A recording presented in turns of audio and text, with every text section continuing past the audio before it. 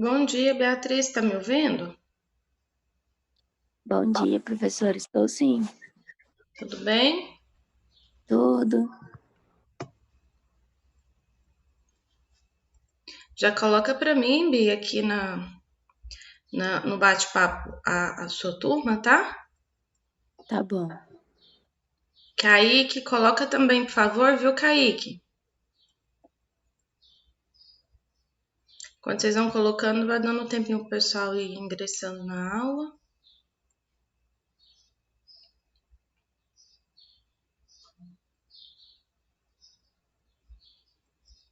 Quem tá entrando agora, coloca para mim aqui no bate-papo o nome e a turma, tá? Por favor.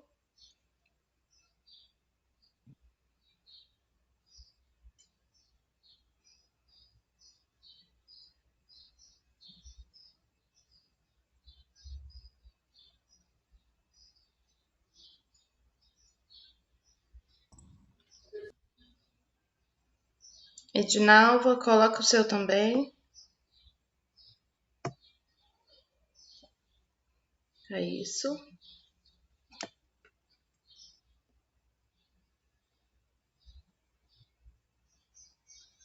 Tá bom, então eu vou iniciar, tá? Vou fazer um compartilhamento de tela com vocês. Assim que aparecer, vocês me avisam se vocês estão vendo a minha tela.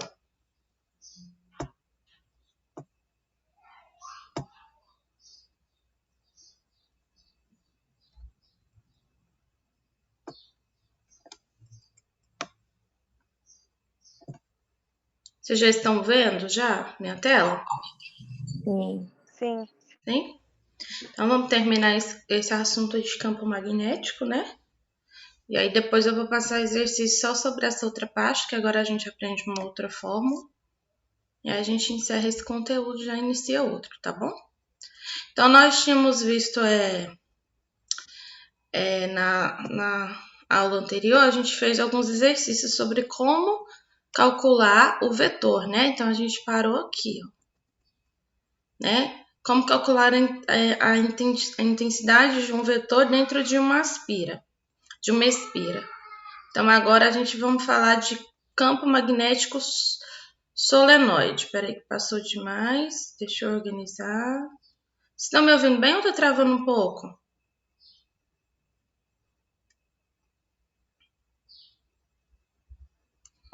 Então, quando nós falamos de um campo magnético solenoide, nós vamos falar de um dispositivo que um fio condutor, ele é enrolado e ele vai formar, né, em forma de espiras, e elas não são justapostas, ou seja, elas são assim uma do ladinho da outra, mas não justapostas, tá? Então a gente tem aí a espira, no caso, é um fio condutor, tá bom? Como apresentado na imagem, tá vendo aí na imagenzinha? É isso aqui, ó, esse fio condutor, tá? Esse aqui é o nosso solenoide. É justamente isso daqui, tá bom? Essas voltas, tá? Se vocês não compreenderem, vocês me falem aqui, por favor. Então, o campo magnético que é produzido próximo ao centro solenoide, ou que a gente chama de bobina longa, quando ele é percorrido por uma corrente elétrica, que a gente já sabe que é representado pela letrinha I, ela é praticamente uniforme. O que quer dizer isso? Que ela tem intensidade, direção e sentido constante. Então, quando a gente fala que a corrente elétrica ela é praticamente uniforme, é porque ela tem intensidade, direção e sentido constante, é uma coisa que não vai variar, não muda, tá bom? Então, vamos lá.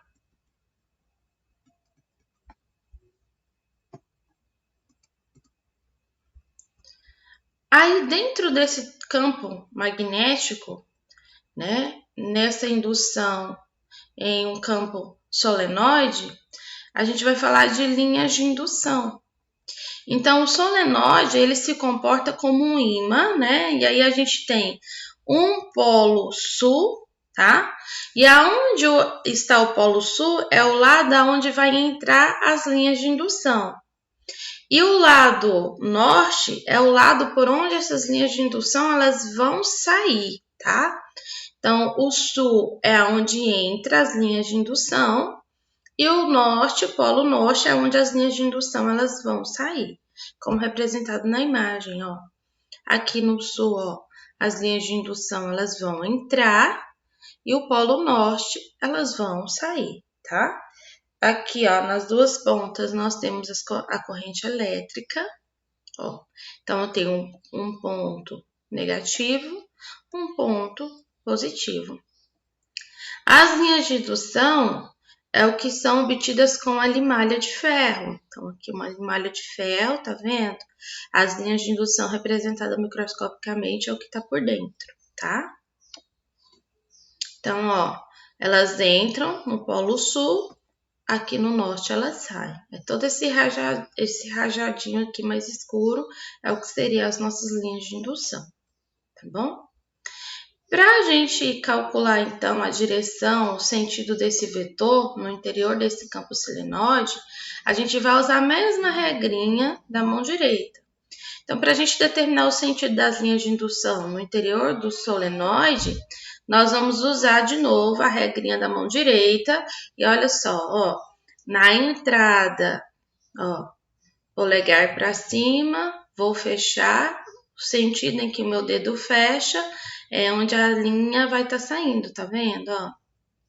Ó, ela vai, à medida que eu posiciono, essa posição, meus dedos vai indicar onde a linha de indução ela está indo, tá bom? Então, sempre o polegar representa a corrente elétrica. Então, aonde está o polegar é o sentido da minha corrente elétrica, tá? E os meus dedos representam o sentido da minha linha de indução, tá? Isso aqui é do polo sul, a de baixo representando a do polo norte. Tá vendo, ó? Aqui a linha de indução, a corrente elétrica tá para baixo, as linhas de indução nesse caso entrando, tá vendo? Assim que funciona. A intensidade desse vetor, então, é onde eu vou usar a fórmula. Como é a intensidade do vetor B no interior do solenoide? A intensidade do vetor, né, de indução magnética uniforme no interior do solenoide é dada por essa fórmula aqui, ó. Não muda muito da outra. A questão é o que a gente vai... O que não tem, o que tem nessa que não tem na outra, né? Então, nós vamos ter o B, que é o nosso vetor, é igual ao nosso μ0. Vocês sabem que ele é uma constante, né? Vezes o N, que é o número de espiras, vezes a corrente elétrica, dividido, o outro era dividido por 2π, 2R, né? No campo magnético anterior que a gente estava estudando. Aqui, a gente divide pelas linhas de indução. As linhas de indução é dada numa média de 1 metro. Então, essa distância, como que eu vou fazer isso? A distância que eu tenho do centro até o início do meu campo magnético, até o meu polo, é dada em metro, tá? No caso, que seria a mesma distância do raio, por exemplo. Aqui é o L de linha de indução. É dada em metro pela mesma coisa, tá? E aí, essa distância, ela é sempre 1 metro, tá bom? Pode variar dependendo do que o exercício mandar, mas não é diferente de calcular, tá? Então, ó, a gente tem um solenoide de 1000 espiras por metro. Está no vácuo e é percorrido por uma corrente elétrica, por uma corrente de 5 amperes. Qual a intensidade do vetor de indução magnética no interior do solenoide? Mesma coisa, então vamos retirar os dados. Nós temos a corrente elétrica de 5 amperes, né? O número de espiras é de 1000 espiras, então aqui tá 1000 espiras. E aí a gente sabe que essa distância é uma distância meio que constante, ó, 1000 espiras dada em metros, então ela vai ter a linha de indução de 1 metro. Nós temos o μ0, Mi0 a gente sabe que é 4π vezes 10 a menos 7 Tesla vezes metro dividido por ampere. Então, agora é só a gente substituir.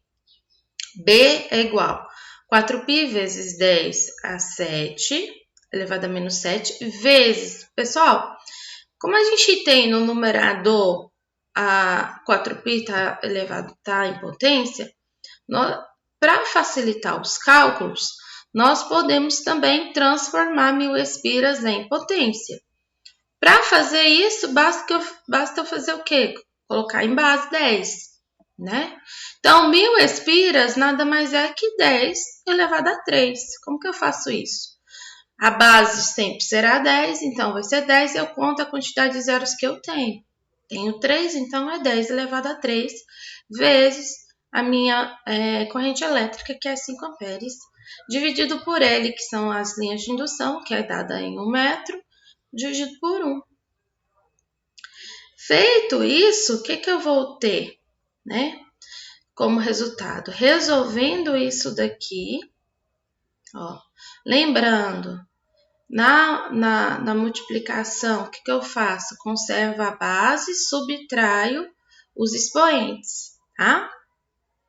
Então, ó, conserva a base, subtrai os expoentes. Então, resolvendo tudo isso aqui, eu vou ter como resposta 2π vezes 10 elevado a menos 3 Tesla, tá? Alguma dúvida?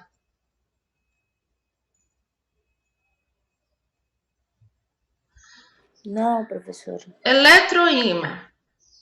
O eletroímã é uma bobina com núcleo de ferro, né? Então, quando eu tenho uma bobina com núcleo de ferro, eu tenho uma eletroímã. Como representado aqui, ó. Então, eu tenho uma... Tá vendo?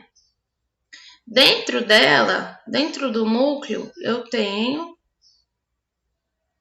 ó, ferro, tá? Então, em virtude dessa imantação, né, com um pedaço de ferro, o campo magnético que nós vamos ter como resultado, ele resultado obtido, ele vai ser maior do que o campo magnético que foi criado apenas pela corrente, tá? Então, devido ao ferro, que é um grande condutor,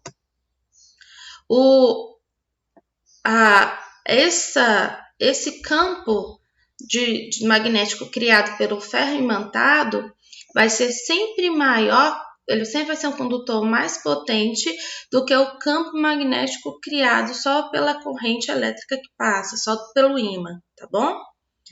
E aí o exemplo dessa aplicação tá aqui, ó, tá vendo? Esses enormes alavancas aqui, ó, usada em ferro velho, esse tipo de material que se utiliza, tá? Então, tem um ímã gigante, ele é imantado com ferro para criar um campo magnético mais potente, para então puxar várias toneladas de ferro, tá? Continuando, então, vamos aos exemplos agora. Agora vai ser uma série de exemplos, tá? Então, olha só. Assinale a alternativa correta. Ó, polos magnéticos de mesmo nome se atraem, enquanto que polos magnéticos contrários se repelem. Isso é correto, terceiro ano? Jamais. Errado.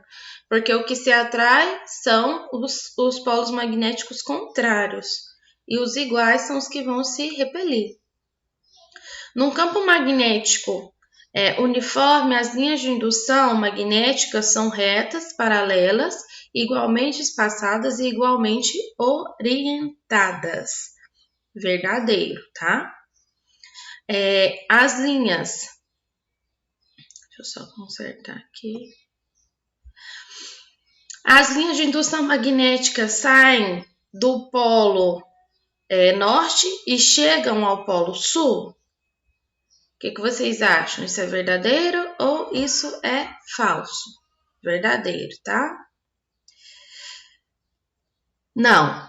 Ó, as linhas de indução, elas saem do polo norte e chegam ao polo sul? Pelo contrário, elas saem do polo, elas entram pelo polo sul e saem pelo polo norte. Isso é errado. As linhas de indução magnética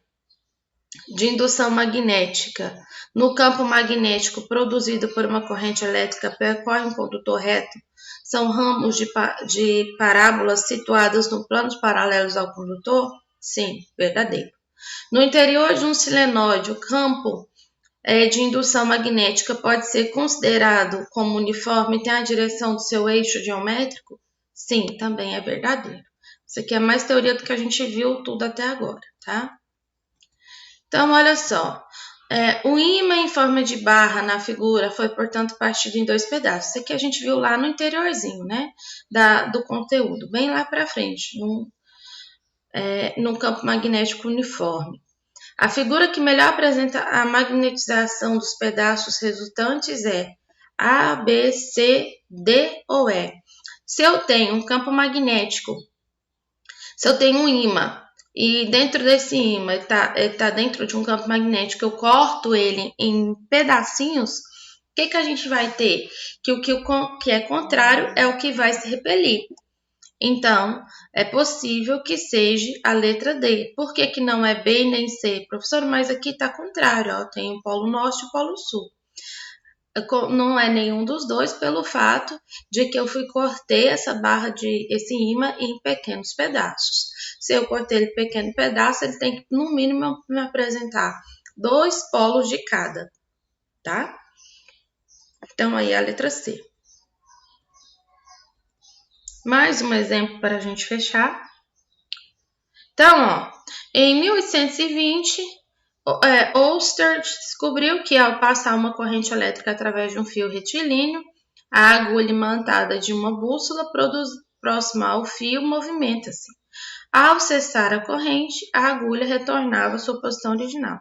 Considere a agulha de uma bússola colocada em um plano horizontal, podendo mover-se livremente em torno de seu eixo vertical fixo. Suponha que ela esteja próxima a um fio condutor muito longo, colocado na vertical, conforme a figura. Então, ela pode mover por um ponto fixo, e aqui está representado. Então, vamos à pergunta. As perguntas, né? É correto afirmar que, quando uma corrente elétrica passa pelo fio, é gerado um campo magnético que tende a alinhar a agulha imantada com a direção deste campo. Sim, é verdade mesmo. Ao inverter o sentido da corrente elétrica no fio, a agulha tende a inverter sua orientação. Sim, é por isso que a bula ela funciona, é por isso que ela tem esse funcionamento, que é isso que acontece. A intensidade do campo magnético num ponto do espaço gerado pela corrente no fio será maior quanto mais distante o ponto estiver do fio. Errado, a gente sabe que a intensidade ela acontece mais forte quando ela está próxima desse fio condutor.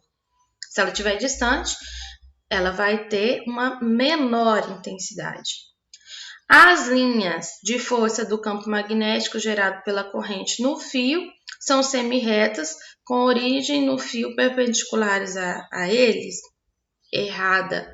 As linhas de força do campo magnético gerado, elas não são perpendiculares, né? Elas não são semi-retas de origem do fio perpendicular. A gente sabe que o que forma perpendicular a isso, elas são paralelas, o vetor, é o meu vetor que é perpendicular.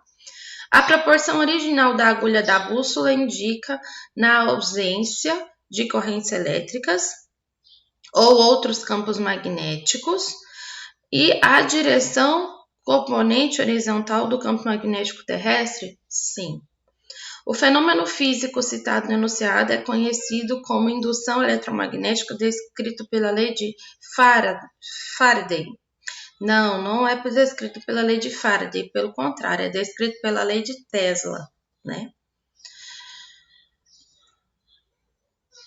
Aqui, essa figura mostra 3 fios paralelos retos, longos, dispostos perpendiculares ao plano, no papel.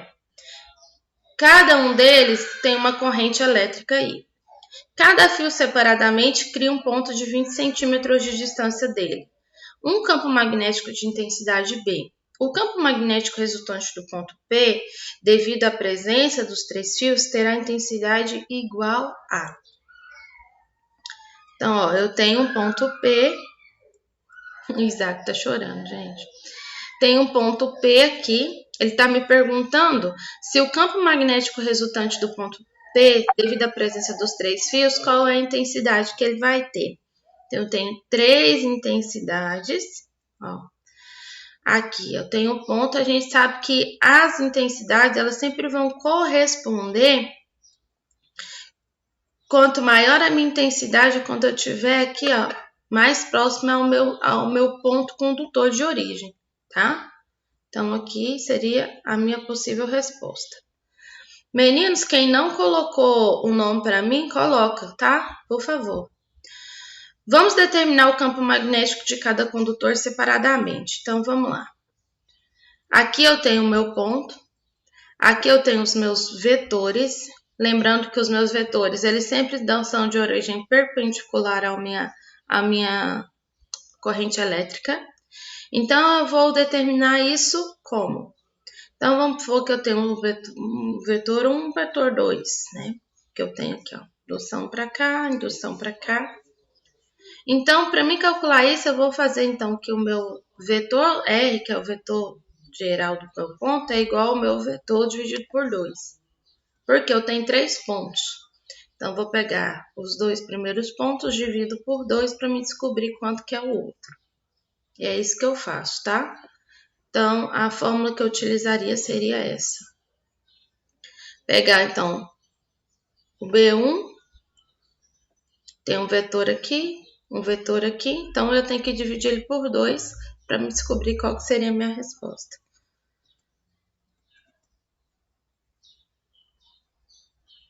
Uma figura mostra 2 fios M e N paralelos percorridos por correntes de mesma intensidade, ambas saindo da folha de papel.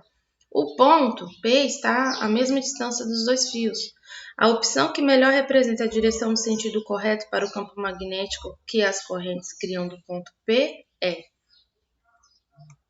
Que basta representar. Ele tem que estar aqui, ó. Tem um M, um N, aqui no centro eu tenho um ponto P. Então, como que a gente faria isso? Ó. Lembrando que o meu vetor, ele sempre é de origem perpendicular à minha corrente elétrica. Então, se o meu ponto está aqui,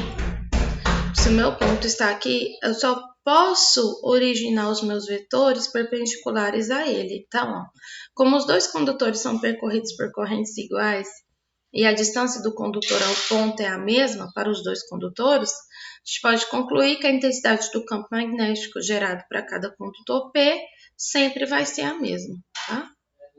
Como representado aqui, ó. Então, é a mesma, tá bom? Meninos, com isso a gente termina essa parte. Quem chegou atrasado, tem alguma dúvida? Entendeu o que foi falado? Como é que tá? Para mim tá tudo bem, professora. Tudo bem? Então tá bom, então. Sobre esse conteúdo que a gente viu, para a próxima aula eu vou preparar para vocês uns exercícios para mim explicar para vocês como fazerem, tá? E depois eu vou fazer um questionário lá no Google Forms para vocês responderem para mim de tudo que a gente viu, tá bom? Sobre esse conteúdo. Então tá bom, meninos, fiquem com Deus. Ninguém tem perguntas, né? Boa semana para vocês. A gente se encontra na nossa próxima aula, que na verdade vai ser, sem essa semana ainda há outra, porque semana que vem, segunda-feira, é feriado, né? Então a gente se encontra ainda daqui a 2 semanas. Então, bom descanso para vocês, boa semana, bom recesso para vocês, porque a gente vai demorar a se ver novamente. E até lá, então, tá? Fiquem com Deus. Abraços. Amém. Com Deus também, professor. Tchau, tchau. Tchau, professor. Tchau. Tchau, professora. Tchau, professor. Tchau, meninos.